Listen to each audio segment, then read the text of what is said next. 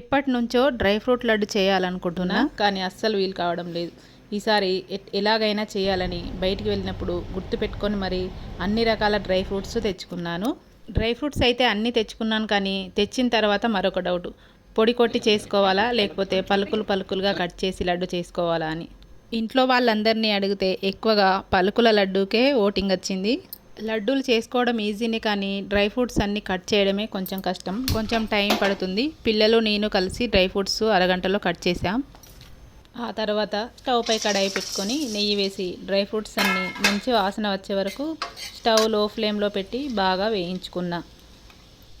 నేను ఖర్జూర పేస్ట్ కొంచెం తక్కువగానే వేసుకున్నా, ఎందుకంటే మా ఇంట్లో షుగర్ పేషెంట్స్ ఉన్నారు.